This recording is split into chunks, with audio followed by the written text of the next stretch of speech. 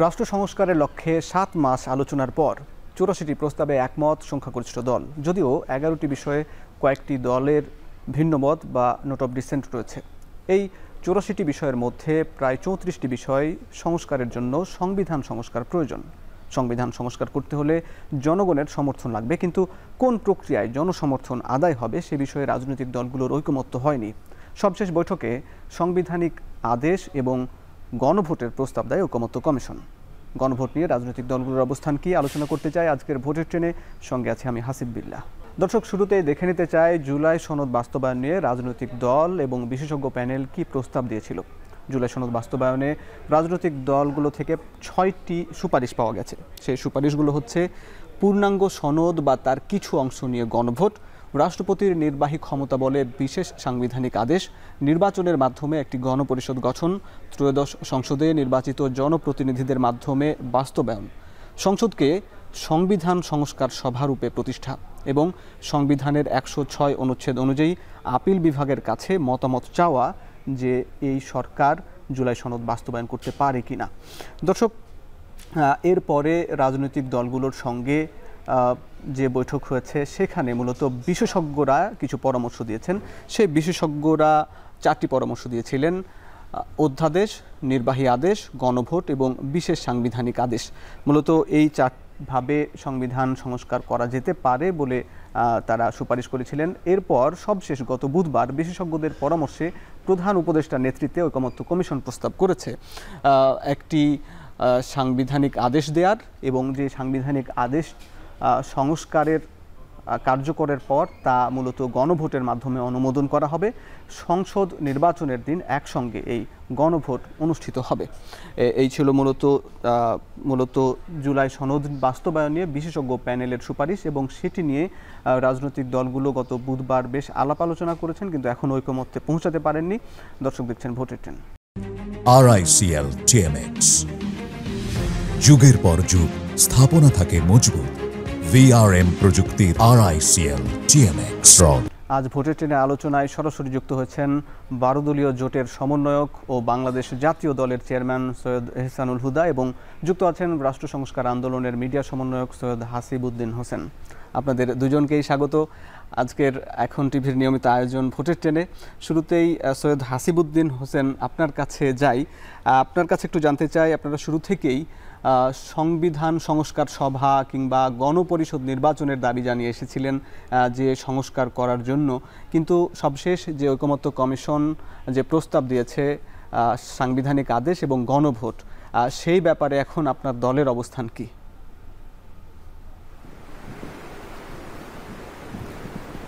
ধন্যবাদ। আমরা আসলে সংবিধান সংস্কার সভা কথা আমরা বলে এসেছি কারণ আমরা একটা টেকসই সংস্কার চেয়েছি। আপনারা জানেন যে আমাদের বাংলাদেশে যে সংস্কার আমাদের যে আকাঙ্ক্ষা, সেই আকাঙ্ক্ষার ভিতরে আপনার একটা বড় বড় অনেক জিনিস আছে যেগুলো আমরা সংস্কার হিসেবে চেয়েছি। এখন এই চাওয়ার ভিতরে যখনই আপনি একটা বড় সংস্কারের প্রশ্ন আসেন, তখন কিন্তু একটা সাধারণ সংসদ সেটা সমাধান করতে পারে না, সেই জিনিসটা সংবিধান আনতে পারে না। সেই জন্যই আমরা সংবিধান সংস্কার সভা করেছিলাম, কারণ এটা একটা সংবিধান সংস্কার সভা বা কনস্টিটিউশনাল একটা কনস্টিটিউয়েন্ট অ্যাসেম্বলি করলে তখন আপনি অনেক বড় বড় সংস্কার করতে পারেন। এবং করলে লাভটা কি? করলে লাভটা এই যে পরবর্তীতে আপনি কোনো চ্যালেঞ্জ ফেস না করেন। এখন আপনি যখন কনস্টিটিউয়েন্ট অ্যাসেম্বলি দিয়ে করবেন, তখন আপনি সেই সুবিধাটা পাবেন। এখন সেই জন্য আমরা সংস্কার সভার আলাপ গত 10 বছর ধরে করে এসছি। কিন্তু এখন আমরা যে প্রস্তাবটা এসছে যে গণপরিষদের নির্বাচন কিন্তু আরেকটা সেই ধরনের নির্বাচন যেটার মাধ্যমে আপনি আসলে বড় বড় পরিবর্তন আনতে পারেন। তো সেই জন্য আমাদের গণপরিষদের নির্বাচন হলে অসুবিধা নেই। সেই জন্য আমরা আসলে গণপরিষদের নির্বাচনকে আসলে স্বাগত জানিয়েছি, এবং আমরা আসলে মনে করি যে এই যে ঐক্য কমিশনের যে কাজটা আমরা করছি, এটার সবচেয়ে বড় দিক হচ্ছে এখানে সমঝোতায় আসতে হবে। এখানে আমরা দলীয়ভাবে কি পজিশনে আছি সেটা কিন্তু গুরুত্বপূর্ণ না। গুরুত্বপূর্ণ হচ্ছে আমরা সমঝোতার মাধ্যমে একটা জায়গায় আসব, জাতিকে একটা জায়গায় নিব। কারণ সংবিধান এমন একটা জিনিস, আপনি যদি জাতিকে ঐক্যমত্যে আনতে না পারেন তাহলে কিন্তু আসলে এই সংবিধান টিকবে না। কারণ আলটিমেটলি সংবিধানের রক্ষাকর্তা হবে আমাদের নাগরিকরাই। সো সেই জন্য আমরা মনে করি যে এটা বাংলাদেশের জন্য একটা বিশাল সুসংবাদ যে বাংলাদেশে এই গণপরিষদের নির্বাচনের বিষয়টা বড় রাজনৈতিক দলগুলি আসলে গ্রহণ করেছে। আপনারা জানেন বিএনপি এই বাস্তবায়নের বিষয়ে শুরুর থেকে বলে এসছে যে পরবর্তী নির্বাচিত সংসদের মাধ্যমে তারা পরিবর্তন করবে। সেটার ব্যাপারে ধরেন জামাত বলেন, এনসিপি বলেন বা আমরা মনে করি আমাদের 90-এ যে 3 জোটের রূপরেখা ছিল সেটা যেহেতু বিএনপি করে নাই, সেহেতু আমাদের মধ্যে এই সন্দেহটা ছিলই যে বিএনপি কিভাবে আমাদেরকে নিশ্চয়তা দিবে যে আগামী সংসদ নির্বাচনের পরে তারা করবে। এখন এই যে গণপরিষদের নির্বাচনের থেকে সরে গিয়ে আমরা একটা আপনার রেফারেন্ডামের দিকে গেলাম, সেটা আসলে বোঝা যায় যে রাজনৈতিক দলগুলো সবাই চাচ্ছে যে বাংলাদেশের একটা শান্তির জায়গায় যাক, একটা ঐক্যমত্যের জায়গায় যাক। সেই জন্যে আমরা তো নিশ্চয়ই সেটাতে স্বাগত জানাবো, সেদিকে আসবো। জি, আপনারা স্বাগত জানিয়েছেন, ধন্যবাদ আপনার মতামতের জন্য। আমরা এবার জানতে চাই জনাব এহসানুল হুদা, 12 দলীয় জোটের সমন্বয়ক, আপনার দলের অবস্থান কি? এই যে সংস্কার কমিশন যে প্রস্তাব দিয়েছে সেই প্রস্তাবের যে গণভোট, সেই গণভোটে আপনার দলের অবস্থান কি? ধন্যবাদ আপনাকে। আমরা দীর্ঘ বেশ কিছুদিন, 40 দিনের অধিক হবে, আমরা বিভিন্ন সংস্কার সুপারিশগুলো নিয়ে আলোচনা করেছি। আমরা সেখানে দাড়ি, কমা, সেমিকোলনগুলোর ব্যাপারে আপত্তি তুলেছি, মতামত দিয়েছি। সর্বশেষ আমরা 84টি বিষয়ের উপরে যেই আমাদেরকে চূড়ান্ত সুপারিশমালা ঐক্যমত কমিশন থেকে দেওয়া হয়েছিল, সেখানে আমরা বলেছিলাম যে এই বিষয়গুলো আশু বাস্তবায়নযোগ্য, সেগুলো যেন নির্বাহী আদেশ, প্রশাসনিক আদেশ বা অধ্যাদেশ জারির মাধ্যমে সম্পন্ন করে ফেলেন এবং বাকি কাজগুলো যেগুলো আমরা করতে পারি সেগুলো করা হয়েছে, এবং মৌলিক সংস্কার যেগুলো সংবিধান সংশোধন করতে হবে সেটা পরবর্তী সংসদে, নির্বাচিত সংসদে সেইগুলোকে আমরা সংস্কার প্রক্রিয়াটা বাস্তবায়ন করব। এর বাইরে যে আমরা বলেছিলাম যে বর্তমানে যেই ধারাবাহিকতা 106 অধ্যাদেশের ধারাবাহিকতায় বাংলাদেশে একটি সাংবিধানিক সরকার যেভাবে আছেন, সেই জায়গায় সংস্কার কমিশন প্রধানমন্ত্রী বা মাননীয় প্রধান উপদেষ্টার কাছে সুপারিশমালা পেশ করবেন। উনি রাষ্ট্রপতির মাধ্যমে সুপ্রিম কোর্টের একটি মতামত জানতে চাইবেন। সেই অবজারভেশনটা যদি আসে যে এই যেহেতু অনেকগুলো দল এটার একটা আইনি ভিত্তি চাচ্ছে কিংবা তাদের মধ্যে সংশয় থেকে যাচ্ছে যে বিএনপি বা যারা যদি বিএনপি ক্ষমতায় যায়, তারা ধরেই নিয়েছে যে বিএনপি ক্ষমতায় যাচ্ছে, এবং আমার সহ আলোচক একটু আগেই বললেন যে বিএনপি যে বাস্তবায়ন করবে সেই নিশ্চয়তাটা চাচ্ছেন। সেই জায়গা থেকে আমরা মনে করি যে একটা অবজারভেশন যদি আসতো সুপ্রিম কোর্টের 106 থেকে, সেইটাতে উল্লিখিত থাকতো কিভাবে বাস্তবায়ন করা যায়, সেটাও আমরাও প্রস্তাব করেছি, বিএনপিও সেভাবে প্রস্তাব করেছে। এর বাইরে যে দেখেন উনি বললেন 90-এর যেই 3 জোটের রূপরেখা ছিল সেখানে কিন্তু কোনো দালিলিক প্রমাণ নেই যে তারা কি কি বিষয়ে ঐক্যমত হয়েছিলেন, কি কি করবেন সেটা। সো আমরা কিন্তু এখানে বারবার বলে এসেছি যে এটা একটা কমিটমেন্ট টুয়ার্ডস দ্য নেশন, যে আমরা একটি সংস্কার করতে চাই, আমরা রাষ্ট্রের এই পরিবর্তনগুলো করতে চাই এবং আমরা অঙ্গীকারবদ্ধ। এগুলো আমাদের নির্বাচনী ম্যানিফেস্টোতে থাকবে। আমরা প্রধান উপদেষ্টার উপস্থিতিতে সাইনিং সেরেমনির মাধ্যমে এই অঙ্গীকারনামা সই করব। এবং এটা কিন্তু আমরা যদি এই জায়গা থেকে ফেরত আসি, আমরা এই বাস্তবায়নটা না করতে চাই, তাহলে কিন্তু আমরা জনগণের কাছে দায়বদ্ধ থেকে যাব। That will be in our manifesto of election. So এইখানে এর থেকে বড় নিশ্চয়তা আজকের বাস্তবতাতেই হচ্ছে যে বাংলাদেশের রাজনীতি করতে হলে এই যে ঐক্যমত কমিশনের যে নিরলস একটি প্রচেষ্টা ছিল এবং সেইখানে আমরা 32টি দল এবং জোট অংশগ্রহণ করেছি, সকলেই কিন্তু একটি জায়গায় ঐক্যমত হয়েছে। কিছু কিছু বিষয় অবশ্যই ভিন্ন মত থাকবে, তা because it's the beauty of democracy. আপনি সব বিষয়ে ঐক্যমত বা একমত হতে পারছেন না, সেইখান থেকে আমরা বলছি যে ভিন্ন মত থাকবে, কিন্তু সেটা যদি জনগণের ম্যান্ডেটে আমি নির্বাচিত হয়ে আসি, তখন আমার জায়গা থেকে আমি সেই সংস্কারগুলো বাস্তবায়নের জন্য অঙ্গীকারবদ্ধ জাতির কাছে। এখানে কেন সংশয়ের কথা বলা হচ্ছে সেটা আমার বোধগম্য নয়। এবং এখানে বলা হচ্ছে আমরা যে আন্দোলনটা করেছি, এই আন্দোলনটা কিন্তু নতুন সংবিধান লিখার আন্দোলন ছিল না, এই আন্দোলনটা গণপরিষদ নির্বাচনের জন্য ছিল না, এই আন্দোলনটা গণভোটের জন্য ছিল না, এই আন্দোলনটা ছিল মানুষের হারানো অধিকার পুনরুদ্ধারের। গণতন্ত্রকে হত্যা করা হয়েছিল, আইনের শাসন ছিল না, দেশটাকে একেবারে দেউলিয়াত্বের দ্বার প্রান্তে নিয়ে যাওয়া হয়েছিল। সেই জায়গা থেকে মানুষ একটি ফ্যাসিস্ট সরকারের পতন চেয়েছিল, তাদের হারানো অধিকার, ভোটাধিকার ফেরত চেয়েছিল। এবং সেই ধারাবাহিকতায় আগামী ফেব্রুয়ারিতে একটি নির্বাচন অনুষ্ঠিত হতে যাচ্ছে। আমরা দৃঢ়ভাবে বিশ্বাস করি একটি অবাধ, সুষ্ঠু এবং একটি সুন্দর নির্বাচনের মাধ্যমে বাংলাদেশের জনগণ যাদেরকেই নির্বাচিত করবেন না কেন, তারা ঐক্যমত কমিশনে আমাদের যে অঙ্গীকার, সেই অঙ্গীকারগুলো বাস্তবায়ন করবে ইনশাআল্লাহ। অঙ্গীকার দিয়েই যদি বাস্তবায়ন হতো, আপনি যেমনটি বললেন যে 90-এর 3 জোটের রূপরেখায় যেমন দালিলিক প্রমাণ ছিল না, কিন্তু সেখানেও আমরা দেখেছি যে সব দলের 7 দল, 5 দল, 3 দল, এই যে 3 জোটের যে রূপরেখা, সেখানেও কিন্তু স্বাক্ষর করেছিলেন সবাই, কিন্তু সেটা বাস্তবায়ন হয়নি। এইটা একটা আশঙ্কার জায়গা। সেই জায়গা থেকে আবার যেহেতু এখন এই সরকার গঠন হওয়া এবং অভ্যুত্থানের পরেই একটি দাবি উঠেছে নতুন রাজনৈতিক বন্দোবস্ত, সেই নতুন রাজনৈতিক বন্দোবস্তর জন্য যে আপনারা ঐকমত্য কমিশনে বৈঠক করছেন, সেজন্য তো সংবিধান সংস্কারেরও প্রয়োজন রয়েছে। এখন মৌলিক সংস্কারের জন্য কি পরবর্তী সংসদ সেই সংবিধানের মৌলিক কাঠামো পরিবর্তন করতে পারে কি না? এজন্যই তো গণভোটের দাবিটা উঠছে, কি বলবেন? না, আপনি প্রথম প্রশ্নের উত্তর হলো যে আপনি বলেছেন যে 3 জোটের যে স্বাক্ষর, সেই স্বাক্ষরটা কি আপনি আমাকে দেখাতে পারবেন? কোনো প্রমাণ আছে যে কাগজটা আছে?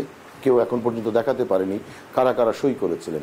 আমরা চাচ্ছি যেটা একটা ন্যাশনাল সেরেমনির মাধ্যমে এই স্বাক্ষর প্রক্রিয়াটা বাস্তবায়ন করা হোক মাননীয় প্রধান উপদেষ্টার উপস্থিতিতে।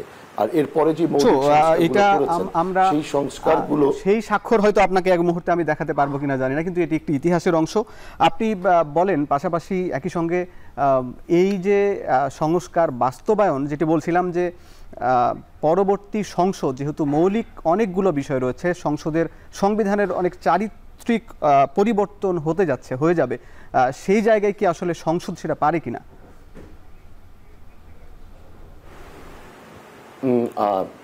সেই মৌলিক সংস্কারগুলোর জন্য কিন্তু আরেকটি, যখন আপনি সংস্কারগুলো করবেন তারপরে কিন্তু আরেকটি গণভোটের প্রয়োজন হবে।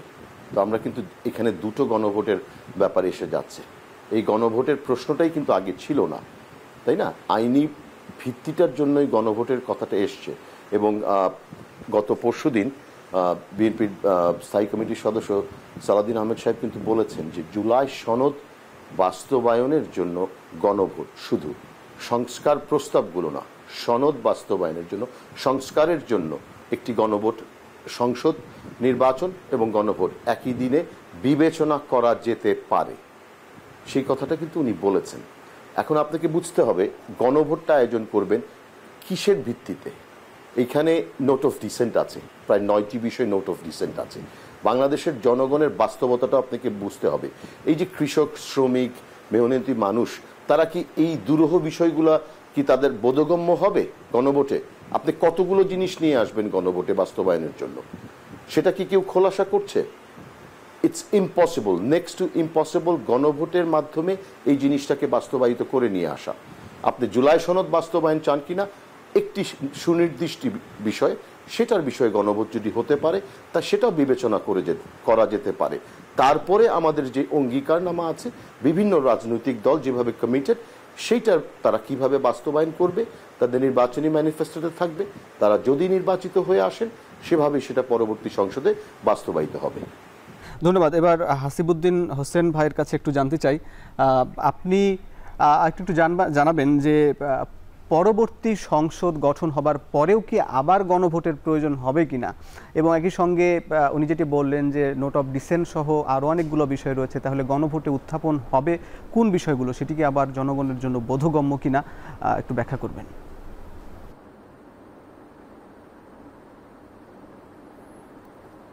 আচ্ছা, মানে দরকার হবে কিনা, ধরেন আমার পার্সোনাল ওপিনিয়ন হচ্ছে যদি আগে একটা গণভোটেই আমরা এই জুলাই সনদের মাধ্যমে যেগুলির ভিতরে সম্পূর্ণ ঐক্যমত্য আছে সেগুলি যদি নিয়ে ফেলি তাহলে না হলেও হয়, কিন্তু সংবিধানের যে কোনো পরিবর্তনকে গণভোটে যাওয়ার বিষয়টা হচ্ছে এটা একটা সুন্দর কালচার। হ্যাঁ, সেটা উচিত যে আমি সংবিধান একটা পরিবর্তন করলাম তারপরে আমি গেলাম।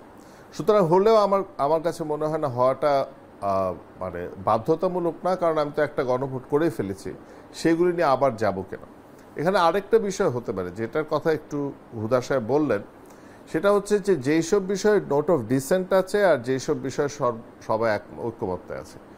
আমার কাছে মনে হয় এটা একটা প্রশ্ন যেটার উত্তর আমাদেরকে বের করতে হবে। এরপরে আমরা যখন কমিশনের সাথে বসবো একটা সমাধান হতেই পারে, যে সমাধানটা হচ্ছে যে যেসব বিষয়ে আমাদের মধ্যে ঐক্যমত্য আছে সেই সব বিষয়গুলি আমরা এই গণভোটের মাধ্যমে পাশ করে ফেললাম, এবং আগামী সংসদ বসার সাথে সাথে তাতে প্রথম অধিবেশনের শুরুতেই সেই সব বিধি বাস্তবায়ন করে ফেললেন, সংবিধানের অংশ করে ফেললেন। কিন্তু যেসব বিষয়ে আপনার নোট অফ ডিসেন্ট আছে, এবং আপনাদের মনে রাখতে হবে নোট অফ ডিসেন্ট 1 খুব কম দলের আছে, 2 কম অংশের আছে, পুরাটার ব্যাপারে নোট অফ ডিসেন্ট কিন্তু নেই। 9টা বিএনপির নোট অফ ডিসেন্ট আছে। আপনার নোট অফ ডিসেন্টের হ্যাঁ, বিএনপি যেসব জায়গায় নোট অফ ডিসেন্ট আছে, যেমন ধরেন আপনি যদি তত্ত্বাবধায়ক সরকারের ক্ষেত্রে বলেন, ওরা তত্ত্বাবধায়ক সরকারের ক্ষেত্রে রাজি, ওনারা তত্ত্বাবধায়ক সরকারের প্রধান কিভাবে নির্বাচন করতে হবে সেটার ব্যাপারে রাজি, কিন্তু যে স্টেপসগুলির কথা বলা হচ্ছে, একটা স্টেপ যেখানে আমরা একটা র্যাঙ্ক চয়েসের কথা উঠেছে, শুধু সেই জায়গায় রাজি না।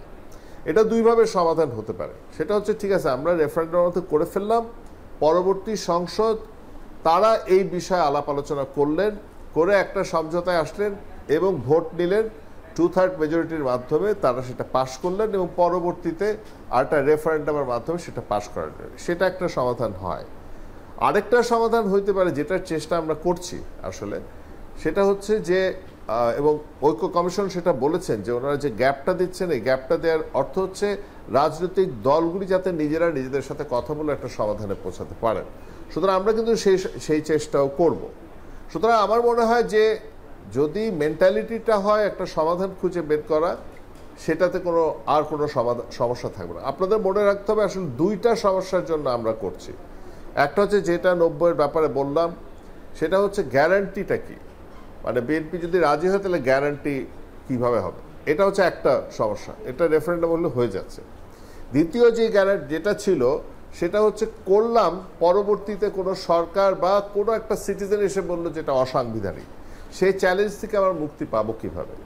রেফারেন্ডাম আমাদেরকে এই 2টার ব্যাপারেই আসলে একটা সমাধান দিচ্ছে, এবং আমার মনে হয় যে পরবর্তী একটা রেফারেন্ডাম হতেই পারে কোন বিষয়, কারণ যেগুলি ডিসেন্ট আছে যেসব বিষয় সেগুলির ব্যাপারে ডিসেন্ট থাকতেই পারে। জি, তো সেটা রেফারেন্ডাম দিয়ে আমরা সলভ করতে পারি, সেখানে কোনো বাধা বিধি নিষেধ নাই। জি, বিষয়গুলো স্পষ্ট। আমরা এরপরে ইহসানুল হুদা ভাইয়ের কাছে যাব আলাপ আলোচনা শুনতে। এর আগে একটা বিরতি নিচ্ছি, ফিরছি একটু পরে। বিরতির পর স্বাগত, দেখছেন ভোটের ট্রেন।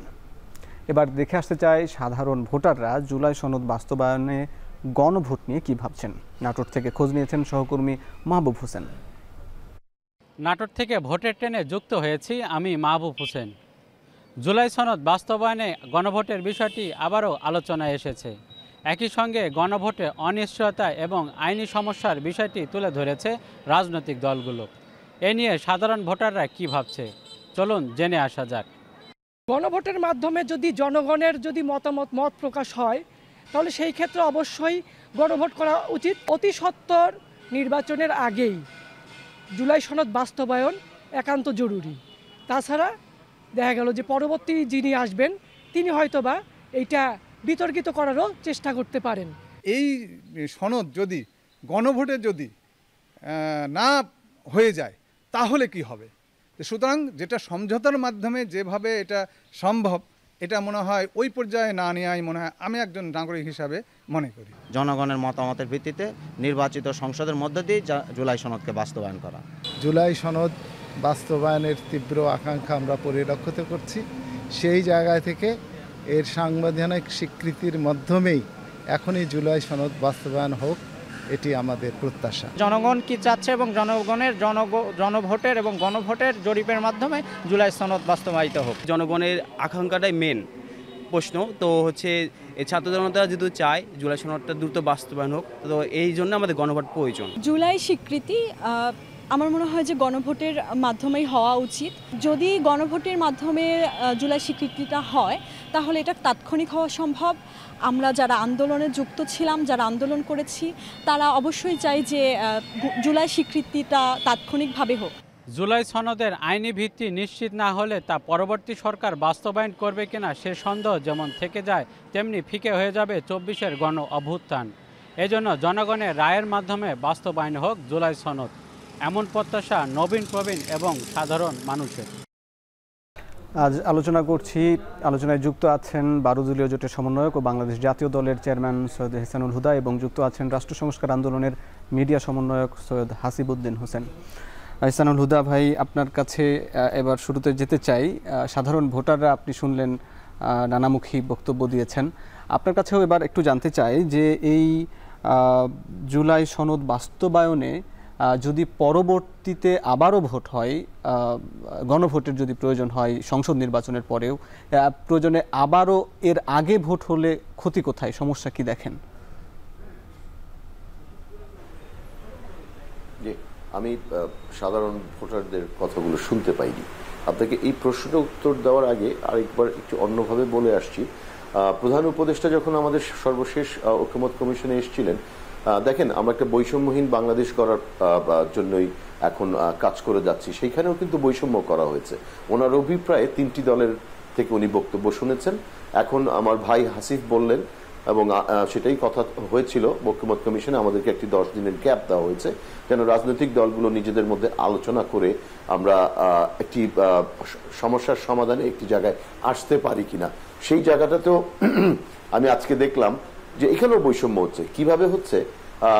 হাসিফরা যেই জোটের সাথে আছে, গণতন্ত্র মঞ্চ সহ, ওনারা 9টি দলের সাথে বসবেন।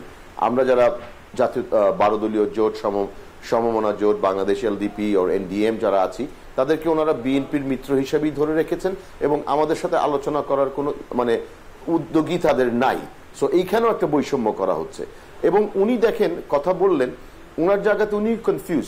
উনি বললেন গণভোট যেই সমস্ত বিষয়ে, কারণ কিভাবে হবেন সেটা কেউ জানেন না। ওই যে আমি বললাম নোট অফ ডিসেন্টের ব্যাপারগুলো আসছে, ওখানে উনি বললেন যেই সব বিষয়ে আমরা ঐক্যমত হয়েছি সেগুলোর ব্যাপারে আমরা জানতে চাইবো, এবং যেটা ঐক্যমত হয়েছে সেটা কিন্তু সংবিধান সংস্কার করারই প্রয়োজন পড়ে না, সেটা অলরেডি নির্বাহী আদেশ, অধ্যাদেশ বা প্রশাসনিক আদেশে বাস্তবায়নযোগ্য। সেটার জন্য গণভোটের যাওয়ার কোনো দরকার নেই। আমরা যাব মৌলিক সংস্কার, যেটা সংবিধান রিলেটেড, সংবিধান সংশোধনের জন্য যেখানে দরকার হতে পারে। এর বাইরে দেখেন উনি বলেছেন যে তত্ত্বাবধায়ক সরকার, সেটা পরবর্তী সংসদে আলোচনা হবে এবং র্যাঙ্ক চয়েসের ব্যাপারে একটা নোট অফ ডিসেন্ট আছে, এইটা উনি নিয়ে এসছেন। কিন্তু রাষ্ট্রপতির যেই ক্ষমতা বৃদ্ধি, সেখানে 8টি বিষয় নিয়ে আসা হয়েছিল, আমরা 4টি বিষয় একমত হয়েছি, 4টি বিষয় আমাদের নোট অফ ডিসেন্ট আছে। এই বিষয়গুলো, এই জটিল বিষয়গুলো আপনি জনগণের সামনে উপস্থাপনটা করবেন কিভাবে? ইটস সিম্পলি ইম্পসিবল একটি গণভোটের মাধ্যমে এইভাবে মানুষকে বোঝানো এবং বাংলাদেশের বাস্তবতাটা অনুধাবন না করে এই মানুষগুলো এইগুলো বুঝবে না। এখানে আমরাই অনেক সময় বুঝছি না, কারণ নিত্য নতুন প্রস্তাব নিয়ে আসা হচ্ছে। সেই জায়গায় গণভোটটা আয়োজন কিভাবে করবেন? সহজতর উপায় হলো জুলাই সনদ বাস্তবায়ন চাই কিনা অঙ্গীকারনামার ভিত্তিতে একই দিনে একটি গণভোট আমরা আয়োজন করতে পারি কিনা। আমি আবারও বলেছি, সকলের ঐক্যমতের ভিত্তিতে। এবং আরেকটি ব্যাপার হলো, বাংলাদেশকে আপনারা আওয়ামী লীগকে নিষিদ্ধ করেছেন, কিন্তু তাদের যে একটি পার্সেন্টেজ অফ ভোটার্স আছে সেটাকে কি আপনারা নিষিদ্ধ করতে পেরেছেন? তারাও তো ভোট দিবে। সেখানে গণভোট নিয়ে একটি অনিশ্চয়তা দেখা দিবে। গণভোটে আপনারা দেখেছেন পৃথিবীর বিভিন্ন দেশে ফ্লিপ সাইড হয়েছে। ব্রেক্সিট নিয়ে যে গণভোটটা হয়েছে, সেখানে আমরা দেখেছি যে ব্রেক্সিট থেকে বেরিয়ে আসার পরেও ডেভিড ক্যামেরনকে পদত্যাগ করতে হয়েছে। রুয়ান্ডাতে হয়েছে, নেপালে হয়েছে। এ ধরনের অসংখ্য উদাহরণ আছে যেখানে আপনার গণভোট হওয়াতে আরো হিতে বিপরীত হয়েছে। সুতরাং আমরা বলতে চাচ্ছি, জুলাই সনদ বাস্তবায়ন আমরা করতে চাই, ইট ইজ আওয়ার কমিটমেন্ট, আমরা এইখানে আমরা কমিটেড। বাট এই সমস্ত জগা খিচুড়ির যে প্রস্তাবগুলো চলে আসছে, এটার মাধ্যমে হয়তোবা কোথাও ঐক্যমত হওয়া যাবে না। আসুন আমরা একটি সহজ উপায় বের করি। সহজ উপায়ের জন্য আপনি যেমনটি বলছেন, আপনি যেমনটি গণতন্ত্র মঞ্চের বিষয়ে অভিযোগ করলেন, ঠিক একইভাবে আমরা যখন সংবাদ সংগ্রহ করি ঐকমত্য কমিশনের, আমরা দেখেছি যে যখনই বিএনপি যেসব বিষয়ে প্রস্তাব বা দ্বিমত জানায়, ঠিক বিএনপির সুরেই আপনার 12 দলীয় জোট বা আপনারা একই সুরে কথা বলেন। কেন এই বিষয়টা আমার প্রতিবেদক হিসেবে একটু জানতে চাওয়া। আমি কিন্তু যেটা বললেন যে গণতন্ত্র মঞ্চের ব্যাপারে কিন্তু আমি যে আপত্তি জানিনি। আমি বলেছি যে এই শুরুটা করেছিলাম আমি যে বৈষম্যটা দেখেন কোথায় হচ্ছে। শুরুতে 3টি দলের বক্তব্য উনি শুনেছেন, ওনার অভিপ্রায় মাননীয় প্রধান উপদেষ্টা। এখন যে আলোচনাটা ওনারা করবেন বলেছেন, হাসিব বলেছেন যে ওনারাও উদ্যোগ নিচ্ছেন। আমি সংবাদ মাধ্যমে জেনেছি, কিন্তু আমি সেটা বলেছি আপনাকে যে ওনারা 9টি দলের সাথে আলোচনা করবেন। তো আপনি দেখছেন আমি কোথায় বিএনপির সাথে একমত হচ্ছি, আমার দলের স্ট্যান্ড সেটা। সেইখানে কি আমার গণতন্ত্র মঞ্চের সাথে একমত হলে আপনি আমায় তখন কি বলতেন যে আমি তাদের সাথে একমত হচ্ছি, তাদের মতের সাথে? নো, আমি আমার নিজস্ব জায়গা থেকে, আমার দলীয় এবং জোটগত অবস্থান থেকেই, আমার নীতিগত অবস্থান থেকে আমার অবস্থান যদি বিএনপির সাথে মিলে যায়, আপনি সেটাকে এভাবে কম্পেয়ার করতে পারেন না। এবং অন্যান্য দলেরও আমি মনে করি তাদেরকে এই চোখে দেখাটা ঠিক হবে না। আমি যেই কথাগুলো বলছি সেটা আমাদের জোটের অবস্থান, আমার ব্যক্তিগত অবস্থান নয়, সেটা আমার দলের অবস্থান। জি, আপনার বিষয়টি স্পষ্ট। এবার সৈয়দ হাসিবউদ্দিন হোসেন ভাইয়ের কাছে একটু জানতে চাই, আমাদের সময় কম, আপনি একটু বলবেন যে ইহসানুল হুদা ভাই যেভাবে বললেন যে গণভোটের যে জটিলতা বাড়বে এবং একই সঙ্গে এই সরকার কি আসলে গণভোট দিতে পারে কিনা, এই প্রশ্নটাও রয়েছে, আপনি ব্যাখ্যা করবেন।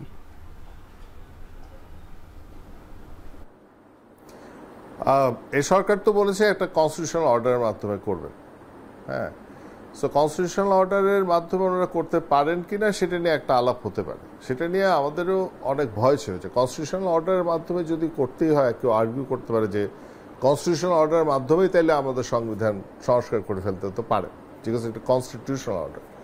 কিন্তু খুব পরিষ্কারভাবে ঐক্য কমিশন যেটা বলেছে, কনস্টিটিউশনাল অর্ডারটার সীমাটা হচ্ছে যে জুলাই সনদে যেই যে সংস্কারের আলাপ থাকবে সেটা রেফারেন্ডামে দেওয়ার জন্য আলাপ। একটা জিনিস হুদা ভাই যেটা বললেন সেটা আমি বলতে চাই যে বাংলাদেশের মানুষকে, বাংলাদেশের রাজনীতিবিদরা সারা খুব ছোট কেমন জানি মনে করে যে অশিক্ষিত, মূর্খ বা কিছু। কিন্তু বাংলাদেশের মানুষ কিন্তু ধরেন ইটালি, আমেরিকা, ইউকে, পৃথিবীর সব দেশে কাজ করে। বাংলাদেশের মানুষের বাস্তবতা হচ্ছে বাংলাদেশের মানুষ কেন। জি, আমরা শুনছি, আমরা আপনার রাজনৈতিক বোদ্ধা হিসাবে সরি আমরা বুঝতে পারিনি, আবার যদি বলতেন। এই উত্তরটা উনি দেখ, ওনাকে এই উত্তরটা দিতে বলেন দয়া করে, আপনি প্রশ্নটা আবার করবেন। তো আমি মনে করি বাংলাদেশের মানুষকে যদি রেফারেন্ডামে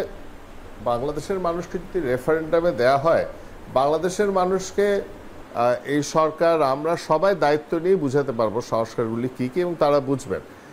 গত বছর সেপ্টেম্বর অক্টোবর মাসে একটা সার্ভে হয়েছিল, এই সার্ভেতে পরিষ্কারভাবে বোঝা গিয়েছিল যে বাংলাদেশের মানুষ সংস্কার বোঝে কিনা, সংবিধান সংস্কার বোঝে কিনা। আমার মনে হয় 70% মানুষ সংবিধান বোঝে, সেটা এসছিল। বাংলাদেশের মানুষ সংবিধান সংস্কার সবই বোঝে, আসলে এত জটিল বিষয় না। সুতরাং আমার কাছে মনে হয় বাংলাদেশের মানুষকে দিয়ে আসলে রেফারেন্ডাম করানো এটা যেতেই পারে, কনস্টিটিউশনাল অর্ডার দিয়ে করা যায়। আমরা আরেকটা প্রস্তাব ছিল, আপনারা জানেন যে 106-এর মাধ্যমে, সংবিধানের 106-এর মাধ্যমে একটা লিগ্যাল ওপিনিয়ন আমাদের প্রেসিডেন্ট চাইতে পারেন। ওনারা যদি একটা লিগ্যাল ওপিনিয়ন চান এতটুকু যে যদি এই সনদে যে সংস্কারের কথা উঠেছে সেগুলি আসলে রেফারেন্ডামে পাঠানো যায় কিনা, শুধু এতটুকু যদি প্রশ্ন করেন, তাইলে আমাদের অ্যাপিলেট ডিভিশন থেকে তারা হ্যাঁ না উত্তর দিবে। মনে রাখতে হবে এটা কিন্তু হ্যাঁ না উত্তরের জন্য। সুতরাং ওনারা যদি বলেন তাইলে আমাদের জুডিশিয়ারিও বলবেন যে হ্যাঁ এটা পাঠানো যায়, সেভাবে পাঠিয়ে দিলে সবাই আরামে থাকে। আমি একটু আগে বলেছিলাম যে দুটা প্রশ্ন, একটা প্রশ্ন হচ্ছে সংস্কারগুলি বিশ্বাসের প্রশ্ন, যে সংস্কারগুলি করবে কিনা, বলতে পারে ওয়াদা টাদা এসব বলতে পারে। আমরা আসলে এত ওয়াদা টাদা মানে অত শুনতে চাই না, আমরা আসলে বলতে চাই আমরা একটা কনফার্মেশন চাই।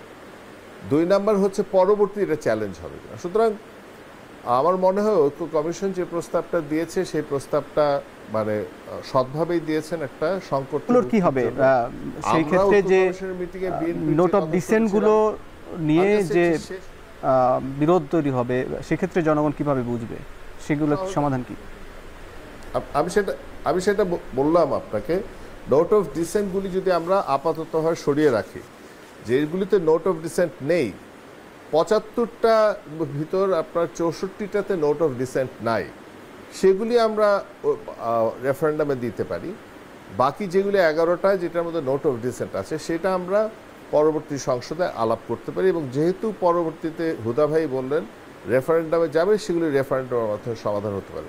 তাছাড়া আরেকটা পথ কিন্তু আছে, এই কয় মাস, এই নির্বাচন পর্যন্ত এই কয় মাস আমরা তো রাজনৈতিক দল, আমরা তো সংস্কার নিয়েই সারা জীবন কাটাইলাম। আমরা তো চেষ্টা করব বিএনপিকে কনভিন্স করতে যে না, এটা কেন না। কারণ এত রক্ত দেওয়ার পরে আসার পরে তত্ত্বাবধায়ক সরকারের বিষয়ে ঐক্যমতে না পৌঁছানোটা লজ্জার ব্যাপার।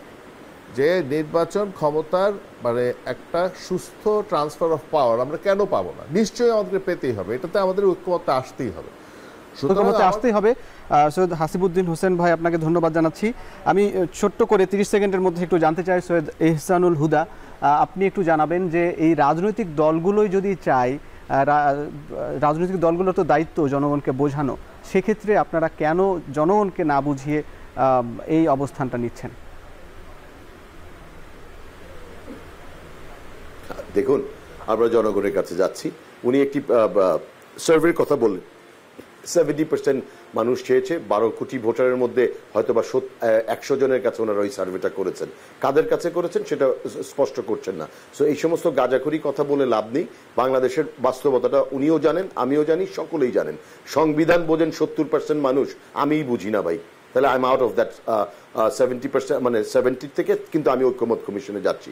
তাহলে মানে এই সমস্ত কথা বলে লাভ হবে না।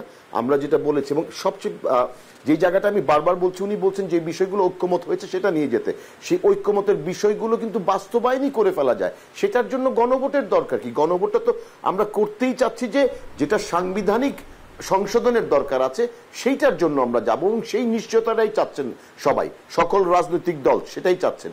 আমি কখনোই কনস্টিটিউশনাল অর্ডারের মাধ্যমে বাস্তবায়নের কথা বলিনি। আমি বলেছি যেটা, এটাতে উনি শেষে যেটা বলেছেন যে 106-এর মাধ্যমে, অনুচ্ছেদের মাধ্যমে আমরা সুপ্রিম কোর্টের কাছে একটি আইনি মতামত বা এইটার বাস্তবায়নের জন্য একটি মতামতের জন্য আমরা যেতে পারি, এবং তারা যেই মতামতটা দিবে সকলেরই আমি মনে করি যে সকলেরই সেই মতামতটা গ্রহণ করা উচিত। সেটা বিএনপি হোক, জামাত হোক, এনিবাডি, আমরা যারা আছি তারা যেন এইটার ভিত্তিতেই আমরা সংস্কার সনদে আমরা সই করি এবং সংস্কারগুলো বাস্তবায়ন করি ভবিষ্যতে। আপনাকে ধন্যবাদ। নতুন বাংলাদেশ বিনির্মাণ। জি, আপনাকে ধন্যবাদ। কিন্তু একই সঙ্গে যেমন আপনারা নিশ্চয় সংবিধান বোঝেন বলেই যেমন ঐকমত্য কমিশনে বৈঠক করেছেন, একই সঙ্গে সারা দেশের মানুষ তো তাকেই রয়েছে, এবং সরকারের যদি উদ্যোগ নেয় অথবা রাজনৈতিক দলগুলো যদি উদ্যোগ নেয় যে এই সাংবিধানিক বিষয়গুলো মানুষকে আরও বোঝানোর জন্য যদি উদ্যোগ নেয়, হয়তো সাধারণ মানুষ আরও বুঝতে পারবে। আপনাদের দুজনকেই ধন্যবাদ জানিয়ে বিদায় নিতে হচ্ছে আজকের মতো। দর্শক, ভোটে টেনে নিচ্ছে আরও একটা বিরতি, ফিরছে একটু পরেই। বিরতির পর স্বাগত, দেখছেন ভোটের ট্রেন, সঙ্গে আছি আমি হাসিব বিল্লাহ। আজকে রাজনীতির মাঠে ভোট নিয়ে যা আলোচনা হয়েছে, কোন দল কি বলেছেন সেগুলো শুনে নিতে চাই। নির্বাচনের পূর্বে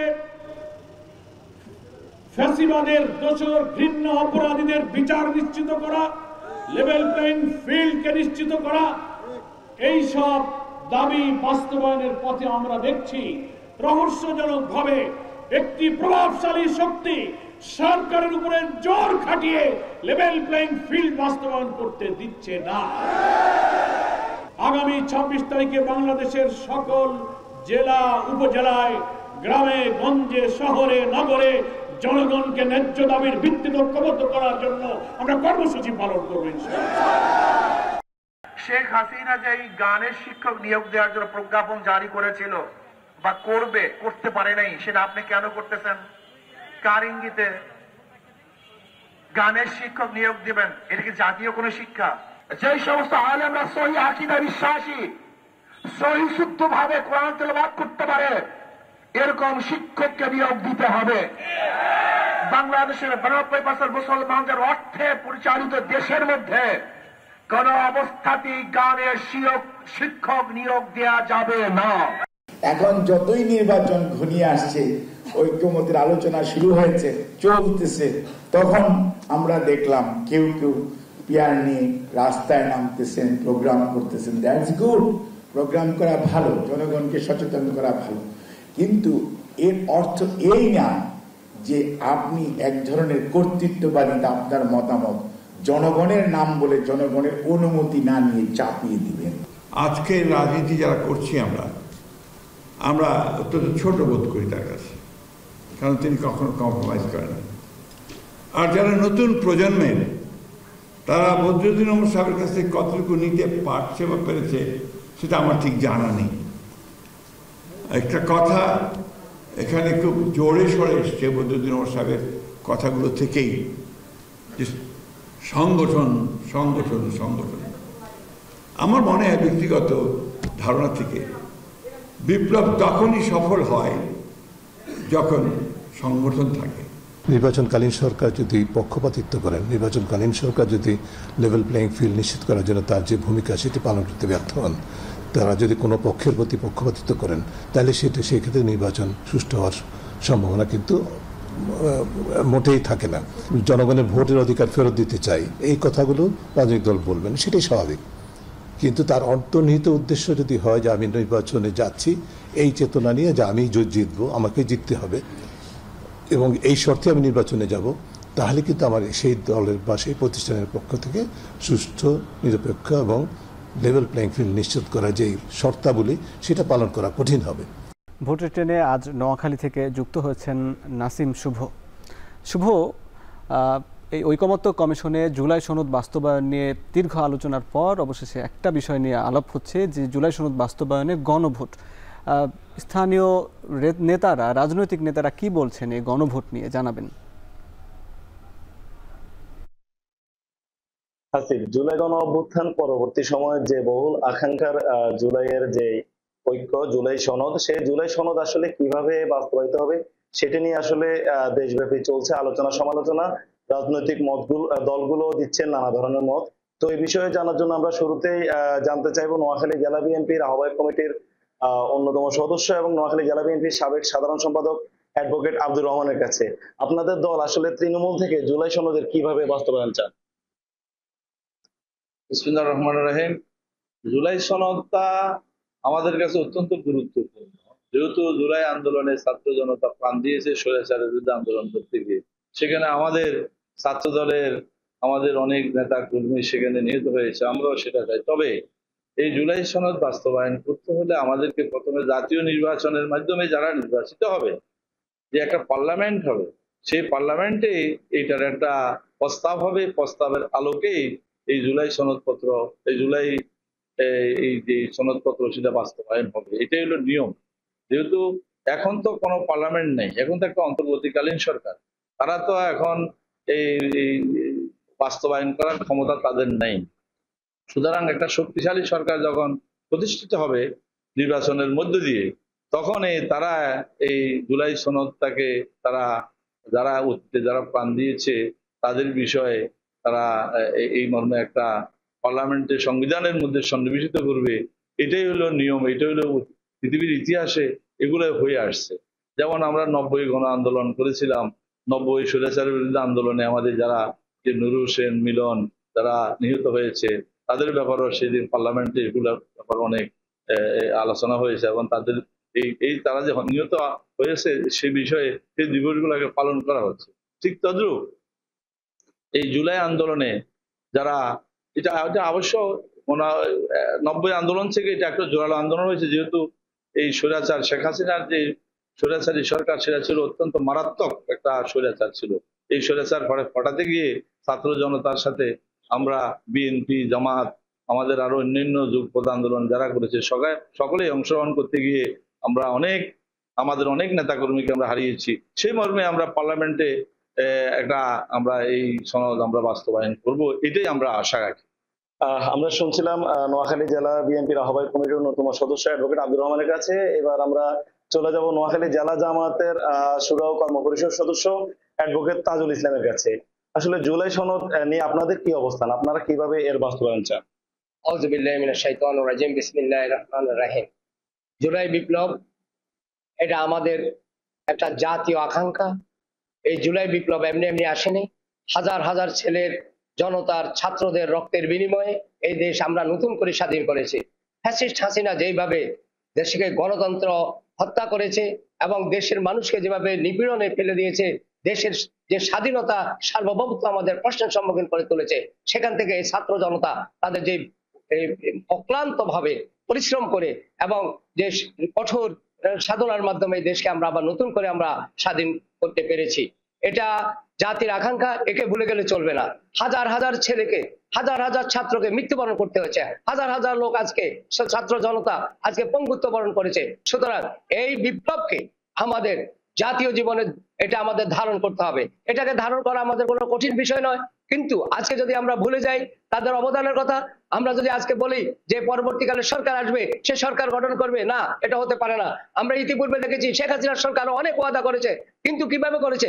গণতন্ত্রের অবয়বে এসে উনি করেছে। সুতরাং এটা কান্টবি, এটা এটা এটা হতে পারে না।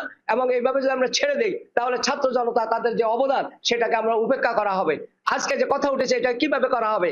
আগামী দিনের পার্লামেন্টে আমরা এরকম অনেক বিতর্ক হয়েছে, আমাদের যে ভোটের ব্যাপারে অনেক কথা এসেছে, অনেক অঙ্গীকার ছিল, আমরা সেগুলো রক্ষা করতে পারিনি। তেমনি আজকে যদি ছাত্র জনতার অঙ্গীকারকে যদি এদের অবদানকে যদি আমরা অস্বীকার করি তাহলে জাতির সাথে আমাদের বেইমানি করা হবে। সুতরাং দেশকে যদি সঠিকভাবে আমরা যদি আজকে পরিচালিত করতে না পারি, আমরা যদি প্রধানমন্ত্রীর সাথে প্রেসিডেন্টের যদি ক্ষমতার ভারসাম্য রক্ষা করতে না পারি, আগামী দিনের প্রধানমন্ত্রী একের পর এক কতবার হবে এগুলো যদি আমরা ঠিক করতে না পারি, এগুলো সবকিছু সাংবিধানিক ভিত্তিতে এটা ভিত্তি দিতে হবে। যদি আমরা আজকে এইভাবে ঐক্যমতে পুষতে না পারি, আমাদের আজকে জাতীয় ব্যর্থতা রাজনৈতিক দলগুলোর মধ্যে 31টি দলের মধ্যে 25টি দল একমত হয়েছে, কিন্তু অল্প 3-4টা দল একমত হতে পারছে না। কিন্তু আজকে এটা যদি ব্যর্থ হয় তাহলে জাতি ধ্বংস হয়ে যাবে। সুতরাং এটা আমরা পাবলিকের কাছে ছেড়ে দিই। এদেশের 20 কোটি লোক বলবে কিভাবে এটা বাস্তবায়ন হবে। আমরা সংবিধানের 106 ধারা এটাকে অ্যালাউ করে, এর বাইরে যাওয়ার কোনো স্কোপ নাই। সুতরাং এই দেশের আপামর জনগণ সবাই চাইতেছে গণভোটের মাধ্যমে এই যে আজকের যে জুলাই বিপ্লব, এটা একটা পূর্ণাঙ্গ একটা সঠিক রূপ লাভ করুক। আসসালামু আলাইকুম। ধন্যবাদ। আমরা আসলে শুনছিলাম জুলাই যে সনদ, সেই সনদ বাস্তবায়ন হোক সেটি সব দলে চাচ্ছেন, কিন্তু যে বিতর্ক রয়েছে আসলে সেটি বাস্তবায়ন কিভাবে হবে সেটির পদ্ধতি বের করা। তো হাসিব, এই ছিল আসলে নোয়াখালী থেকে আমার কাছে সবশেষ। ধন্যবাদ নাসিম শুভ। দর্শক দেখছিলেন আজকের ভোটের ট্রেনে মূলত জুলাই সনদ বাস্তবায়ন নিয়ে রাজনৈতিক দলগুলোর অবস্থান এবং সেখানে গণভোটের মাধ্যমে হবে নাকি কিভাবে এটি সমাধান হবে। নিশ্চয়ই আলোচনার টেবিলে সেটি সমাধান হয়েই নির্বাচনের দিকে এগিয়ে যাবে দেশ, সে আশায় আজকের মতন ভোটের ট্রেনের আজকের পর্ব শেষ করছি। দেখা হবে আগামীকাল নতুন কোনো পর্বে।